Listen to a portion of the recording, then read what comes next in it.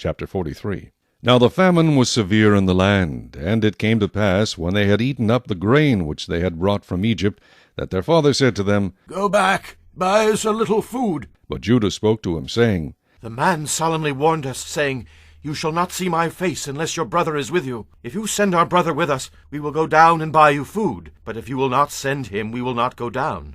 For the man said to us, You shall not see my face unless your brother is with you. And Israel said, Why did you deal so wrongfully with me as to tell the man whether you had still another brother?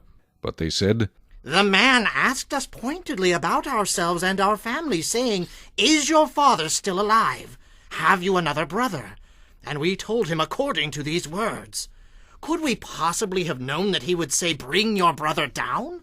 Then Judah said to Israel his father, Send the lad with me, and we will arise and go, that we may live and not die, both we and you, and also our little ones. I myself will be surety for him. From my hand you shall require him. If I do not bring him back to you and set him before you, then let me bear the blame forever. For if we had not lingered, surely by now he would have returned this second time. And their father Israel said to them, If it must be so, then do this.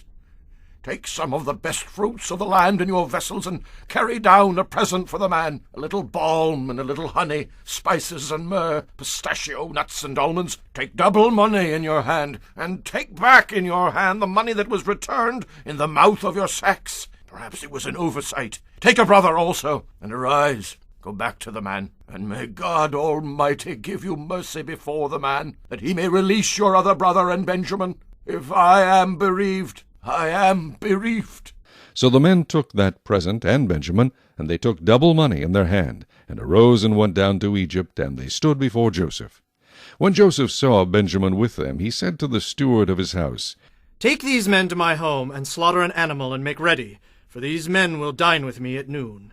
Then the man did as Joseph ordered, and the man brought the men into Joseph's house. Now the men were afraid, because they were brought into Joseph's house, and they said, It is because of the money which was returned in our sacks the first time that we are brought in, so that he may make a case against us and seize us, to take us as slaves with our donkeys.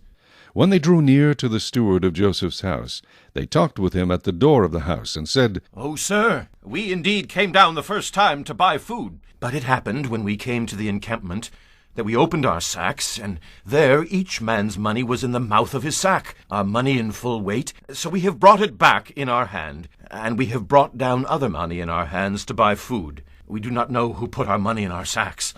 But he said, Peace be with you. Do not be afraid. Your God and the God of your father has given you treasure in your sacks. I had your money. Then he brought Simeon out to them. So the man brought the men into Joseph's house, and gave them water, and they washed their feet, and he gave their donkeys feed. Then they made the present ready for Joseph's coming at noon, for they heard that they would eat bread there. And when Joseph came home, they brought him the present which was in their hand into the house, and bowed down before him to the earth. Then he asked them about their well-being, and said, Is your father well, the old man of whom you spoke? Is he still alive? And they answered, Your servant, our father, is in good health. He's still alive.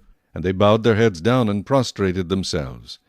Then he lifted his eyes and saw his brother Benjamin, his mother's son, and said, Is this your younger brother of whom you spoke to me? And he said, God be gracious to you, my son. Now his heart yearned for his brother, so Joseph made haste and sought somewhere to weep. And he went into his chamber and wept there. Then he washed his face and came out, and he restrained himself and said, Serve the bread. So they set him a place by himself, and them by themselves, and the Egyptians who ate with him by themselves, because the Egyptians could not eat food with the Hebrews, for that is an abomination to the Egyptians.